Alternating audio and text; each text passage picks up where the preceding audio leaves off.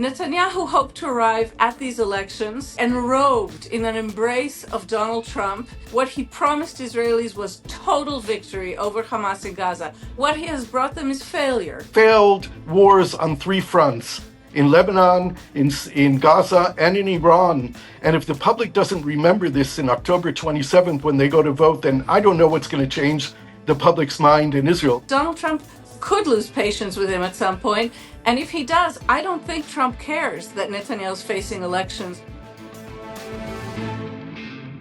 Hello and welcome to TrumpWorld. I'm Matt Frei. Now, you may be wondering about Anushka. She is still away. She's in a witness protection program. Actually, no, she's just on holiday. It's a long one. She deserves it. So it's just me again this week from London. But I'm pleased to say that I'll be joined by a fascinating panel of guests to discuss the latest in the Hamas-Israel peace process and what it tells you about the state of Israeli politics in the run-up to the elections. Now, Benjamin Netanyahu has rejected the 15-point plan set out by Donald Trump's so-called Board of Peace. Listen. Israel rejects the 15-point plan. I'm saying it again. Israel rejects the 15-point plan. The IDF will not carry out any withdrawal until Hamas is disarmed. We are talking about real disarmament, not a fictitious disarmament. So why is the Israeli Prime Minister thumbing his nose at his best friend, at the president's plan? And if Trump really wants this deal, why can't he just force Netanyahu to accept it? Well, I'm joined by the Israeli negotiator Gershon Baskin, who has spent nearly 5 decades, yes, 5 decades, mediating between Israeli officials and Hamas, and Jerusalem-based journalist Noga Tarnopolsky.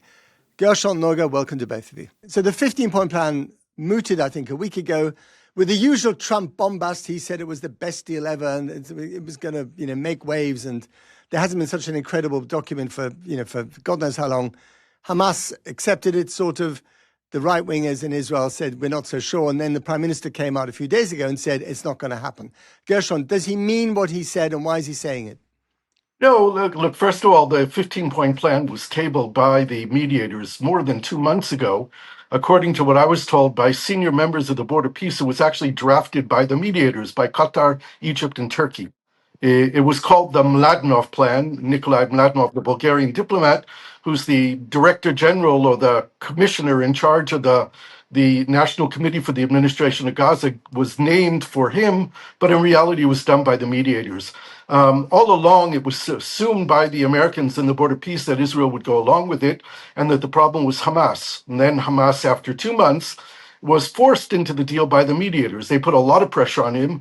An additional factor was brought in. Mohammed Dahlan, the exiled Palestinian leader who's living in Abu Dhabi, applied a lot of pressure. He has a lot of support in Gaza, and he applied a lot of pressure on Hamas, and they accepted the plan. So then it was in the Israelis' court to say whether or not they were going to act on it. And of course, we're heading toward elections in Israel. And Netanyahu's base is very against the plan. The right-wing extremists, Ben-Gvir, Smotrich, and their supporters are against it because the plan also mentions Palestinian statehood, which is something that they are determined to prevent. So Netanyahu had to come out against it. But in reality, on the ground, even as reported by Israeli media, elements of the plan are being implemented as we speak. Like what? Well, there's been a tender issued for the building of the base for the first international stabilization force, people to go there. Land is being cleared and prepared for infrastructure for the Rafah Green, or the green part of Rafah, the new recovery zone for Palestinians from Gaza who will be vetted and allowed to live in this area. These are all parts of the plan that are actually going on. And the biggest thing is that Israel has instructed its people to stop the assassinations in Gaza, and is said that only the chief of staff of the Israeli army, Zamir, can give an order to assassinate anyone right now. One of the points that Netanyahu made in his saying no to the Americans is that Israel maintains the right to kill anyone who crossed the border on October 7th, 2023. And of course, Israel maintains the right to defend itself and defend its troops. But there is apparently a pushback on the Israelis withdrawing to the yellow line, which is 63% of Gaza. They've been holding more than that until now, and they're apparently going to withdraw to the yellow line. This is all against what Netanyahu said that they are going to do, but they are in fact doing it. Noga, there was an editorial in the Haaretz newspaper, I think 2 days ago, that said that Netanyahu is caught between Trump and Smotrich and Ben-Gvir. These are the two hardline ministers in his cabinet who have been hardline and breathing down his neck, forever. And he chose them rather than Trump because of the election campaign. Do you roughly agree with that analysis? I think it's a bit more complex than that because what Gershon says is correct. And there, at least in certain parts of this deal, what we're seeing is Netanyahu kind of bombast towards his ministers and towards his base that he stands firm against this plan. While de facto, at least some parts of it are being implemented, the United States is putting significant effort into implementing. I can give you another example, which is that we found out about 2 days ago that the United States, if I'm not mistaken, the Corps of Engineers of the United States Army has taken over these two cement factories built and established by the Israeli Defense Department and the IDF, basically to support this vast project of cementing off the underground city of tunnels built by Hamas in Gaza. That is now a U.S. project. That gives you an understanding of the extent of American involvement and American investment here. That said, I find it difficult myself to differentiate much between Ben-Gvir and Smotrich, who are the faces of this sort of ultra-right-wing Israeli radical nationalism, and Netanyahu himself. He has remade the Likud party, which was once a very dignified and even somewhat stuffy conservative movement. He has remade it into a radical, rough-edged, racist weapon in Israeli society. So he, of course, would deny that. He would say that it's still a broad-based party of the right to the center-right. Just putting he that. might, but the facts don't support that. And if you look at Prime Minister Netanyahu's very long tenure, he has been atop of the party as it went from being a party that got many seats in the Knesset with a very wide tent to being a minority party. In a best case scenario, he's not even going to get 30 seats out of 120 in the Knesset. And he made that choice so as to be able to ally with these more, I would say, overt radical extremists. It's been his choice and he has created this. Just quickly on the plan, Noga. I mean, Gershon mentioned the fact that there's a kind of very vague roadmap towards a Palestinian state in that plan, which is something that Netanyahu has openly rejected. But what are the other things about the plan that he doesn't like? Well, first, I do want to go back to the Palestinian state. If I'm not mistaken, the Palestinian state, a pathway towards a Palestinian state, is mentioned in point 16 of the 20-point plan, which interestingly is something that Netanyahu with his own hands signed last October. Okay, I don't This believe was the plan that led to the ceasefire in Gaza. correct. Right. Okay, that's all. That will Which be a year old in October. Netanyahu didn't have the guts to bring for a cabinet vote, incidentally. So it's unclear that his signature actually is legal in terms of the representation of Israel, but let's set that aside. Unless I'm wrong, I don't think a Palestinian state is mentioned in this 15 step plan, which is a derivative of the original 20-step plan. And basically everything about it bothers Netanyahu because what Netanyahu would want more than anything at this unfortunate point we've arrived at, which is not where he wanted to be, what he would want is for nothing to change. So what I'm trying to say is Netanyahu hoped to arrive at these elections basically enrobed in an embrace of Donald Trump. He wanted to run his campaign as Donald Trump's best friend and as a conquering hero. What he promised Israelis was total victory over Hamas in Gaza. Currently, Hamas is the sovereign ruler over the residents, the Gazans who live in Gaza. So what he has brought them is failure. And anything connected to this 15-point plan would oblige him to admit in a tiny degree or in a greater degree to this failure, in addition to the fact that he can no longer argue that he and Donald Trump are thick as thieves. And so that's why, on the political level, I found his kind of belligerent, defiant statement 2 days ago so fascinating, because it seems to me that on the political level, Netanyahu has made a decision that since he can no longer argue that he is Trump's bestie, apparently he can no longer expect a Trump endorsement either. Certainly, we are not being told to prepare for a Trump visit, which we were told to prepare for before. What he's done vis-a-vis his base, not vis-a-vis all Israelis, vis-a-vis his base, is pivot sharply to say, I'm the only guy who could stand against Trump. And that's a risky political move. Okay, on that move, Gershon, it's interesting. People are making a lot of political hay out of standing against Trump. Mark Carney's career towards the prime ministership of Canada wouldn't have happened without standing against Trump. Even in Germany, the AfD is standing against Trump. Pedro Sanchez is popular in Spain up to a point because he stood against Trump. Is the same thing going to happen to Israel?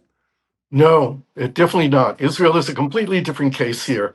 Netanyahu's campaign was, I'm in a different league. I'm in the league of Donald Trump. There are still posters of Netanyahu and Trump together. And Trump will play, Netanyahu will play the Trump card, literally the Trump card, in these elections. He's going to say, I'm his best friend. He's our best friend. No one has had a better relationship with an American president than I have. The United States is behind Israel. But can he play that card when they've clearly fallen out? And he will. Apparently, F-bombs, for Netanyahu quite a few times. Even if Trump doesn't officially endorse Netanyahu, it will be assumed by at least the right wing in Israel that Trump alliance with Israel is based on his relationship with Netanyahu.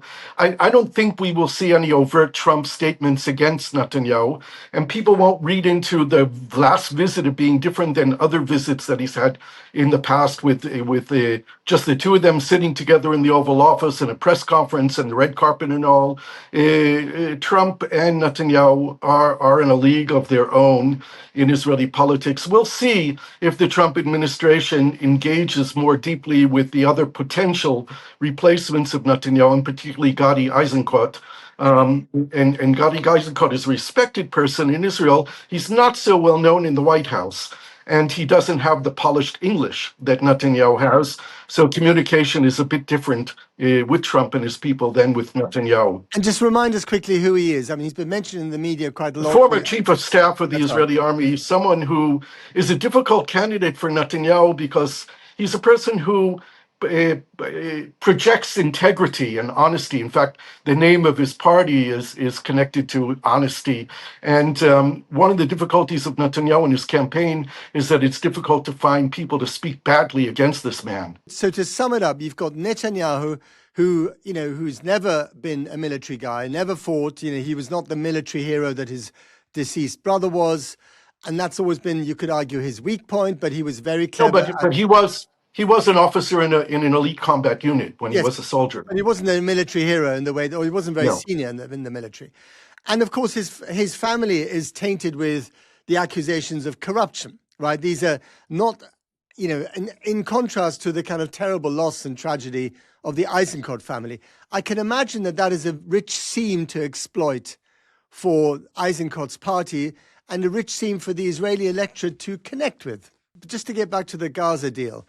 So what surprised me a little bit is that having basically, given Trump the middle finger on the 15-point plan, Trump was asked about this yesterday and said, I don't really care. Is that because he doesn't really care, or because he doesn't want to have a public row with Netanyahu in front of the cameras and will then pick up the phone to him as he has done before and give him a rocket down the phone? What do you think is going on there, Gershon?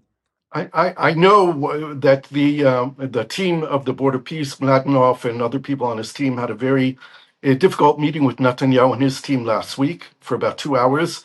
It was described to me by one of the people who sat in the room as a shouting match. So I think that the American position is we're not going to fight Netanyahu openly in public, but we're going to insist that this goes through. We're going to make sure that it goes through. And they have their way of working quietly behind the scenes, quietly, noisily inside the closed room, but not making it public. There's nothing to be gained by Trump of openly going to war against Netanyahu right now when he has the power and the leverage to force Netanyahu to do basically whatever Trump wants to be done. I mean, we talk about the kind of shenanigans and the political ins and outs and who's with whom and who's against whom.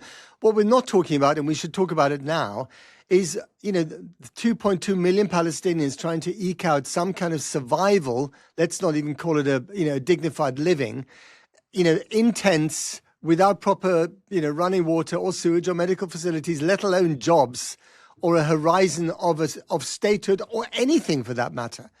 How long will these people have to carry on waiting before they can get back to something that resembles normality, Gershon? Yeah, it's going to take more time, unfortunately. And one of the realities that we have to face is that you're never going to get rid of Hamas if the 2 million people in Gaza believe that today is worse than yesterday. As long as people wake up every day with the sense that today is going to be worse than it was yesterday, we're not going to change anything. The reality of diminishing Hamas is not the decommissioning of weapons. That has to happen. But it's really the changing of life for those 2 million Palestinians who are going to see a new horizon, who are going to see infrastructure, including sanitation, water, electricity, a roof above their house heads, the sense that they can have a job, that the schools are going to be open, the clinics are working, the hospitals are being built again. This new beginning that Gaza needs to go through is something that I know the Border Peace is dedicated to seeing move forward now. I've been told by them, in fact, today, that their agenda is set and it's very, very busy. So they're serious about this. It's supposed to begin to move. We're supposed to begin to see a change very, very soon.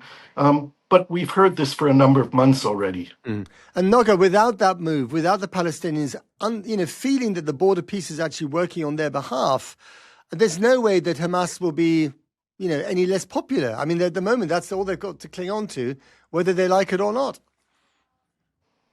Yeah, I don't think Hamas is that popular among No, they're not. Gazans. They're not. I think, no, they're not. But the What's the Gazans, alternative to Hamas at the moment? the Gazans are an oppressed people, Yeah. oppressed by Israel, oppressed by Hamas, who are merciless. Let's not No, forget. sure. And so, I think also Gazans are, despite their huge suffering, are sophisticated people and are educated.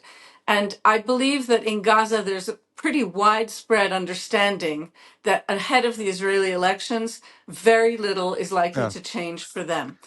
That said, it may not impact the US kind of, motion towards this. And I want to say one other thing about the US involvement. Like Gershon, my impression is that the White House may have even been informed ahead of time, or certainly are not taking Netanyahu's statement to his base here in Israel particularly seriously. But Donald Trump is a guy who has, a temper and who's not always entirely predictable. And so I do think still that Netanyahu's really very kind of brutal statement is a risk, because Donald Trump could lose patience with him at some point. And if he does, I don't think Trump cares that Netanyahu's facing elections or not. He has previously in public toyed with Netanyahu about the fact that he's more popular and on and on. So again, Gazans, though, to return to your question, there's nothing currently underway that will significantly alleviate their suffering. Considering the fact that Trump has a temper, as you said, Noga, that he's very vain and he wants to be right all the time, for Netanyahu to kick sand in his face like this is quite a risky thing to do, especially when you consider, Gershon, that inside America, the public opinion towards Israel has changed. The MAGA crowd, not all of them, but many of them around Tucker Carlson and all these other influencers, they don't like what Bibi Netanyahu is doing. They don't like what America allowed them to do in Gaza. They really hate the Iran war, and the perception is that Netanyahu led Trump to the altar of a war that was misguided, is still going on, is depleting America's weapons stores, costing too much money, pushed up the price of the gas station, etc., etc. So what do you think? I think you're 100% right. I mean, one of the really damaging things that Netanyahu and his fellow patriots have done is it changed Israel from being a bipartisan issue in the United States to being an issue of the Republican camp. And we see the Republican camp in the United States changing. The new generation, the younger people are much more pro-Palestinian than ever before. The Democratic Party is entirely pro-Palestinian today and anti-Israel. Even the evangelical Christians, we're hearing the second generation of evangelical Christians, the younger people, of not being supportive of Israel. The theology is not the factor that's influencing today. It's their sense that Israel has been brutal. Israel committed war crimes in Gaza. The pictures that people see all around the world on television that we in Israel don't see of the reality in Gaza, it hits people in their homes, in their living rooms. They're seeing it in social media, and they're exposed to things that this is not the Israel that they knew. Israel is a different country than what was perceived as being Israel in the past. Noga, I mean, Gershon mentioned the Democratic Party. When you have senior Democrats like Rahm Emanuel, who seems to be preparing a run for the presidency, former chief of staff to President Obama, ambassador to Tokyo, he's a big cheese in the traditional Democratic Party. When he comes out and publicly berates the Israeli government and says no more military aid for Israel, no more Patriot missiles for Israel, and then you put next to that Zoran Mamdani in New York, the guy who's just won the primary in Michigan, Al-Sayed. I mean, these are people who are openly anti-Israel, who are winning Democrat votes, where Democrats used to be, almost to a name, to a man, pro-Israel. I mean, that is quite... Does that worry the Israeli public, and does it worry the government? Does it worry anyone? Does it worry Israelis? I think it's confusing to Israelis right now. Israelis have become aware of this in recent months. There has been more and more coverage, not just of the Democratic Party, as you're describing. The Vice President of the United States is a pretty anti-Israel figure. Tucker Carlson, Laura Ingraham, all of these people who are hugely influential in the MAGA world, people among those very close to Donald Trump have basically given up. And what provoked that on that side is this, if I may say, a failed Iran campaign. So let's enlarge that circle and take into account that under Prime Minister Netanyahu's leadership, Israel has become something very close to a pariah state. Not officially, not yet. Netanyahu can't leave the country except to go to DC. He has international criminal charges against him. And the state of Israel is viewed as basically as a rogue actor, including by Gulf states, by countries that until very recently nurturing that allyship with them, Egypt, UAE. This was hugely important to Israel. Israel has given up on that. And Prime Minister Netanyahu has isolated Israel within the United States and within the world. So that heightens the risk. In other words, by defying Donald Trump publicly, even if this was soft shoe to the White House, Netanyahu has nowhere else to turn. And he has left Israel extremely vulnerable to all manner of attack, diplomatic and military, by isolating it in this way. I mean, I remember driving past this massive poster on the road from Tel Aviv to Jerusalem of Donald Trump saying, "Thank you, Mr. Trump, let's get the job done." And the job was the war in Iran. That has not been done. There is no regime change. All right. So how much do Israelis dislike the fact that Trump might be walking away from something that's unfinished business and leaves Israel exposed at the end of the day? They dislike it very much, but I think that they're more disappointed that Netanyahu didn't finish the job than that Trump didn't finish the job.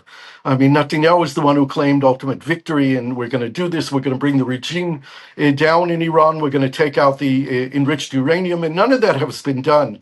So as Noga said already, we have failed wars on three fronts: in Lebanon, in Gaza, and in Iran. And if the public doesn't remember this in October 27th when they go to vote, then I don't know what's going to change the public's mind in Israel. These are failed leadership who's driven Israel away from the alliance with the United States, made Israel into a pariah state around the world, and is lost strategically all the goals that were set by the government and by Netanyahu. The people have to remember this when they go to vote. Well, and I'm sure that Mr. Netanyahu is listening, and I wonder what he has to say to your very bleak assessment there. Gershon Baskin, Noga Tarnopolsky, thank you very much to both of you for coming on Trump World. It's been a pleasure.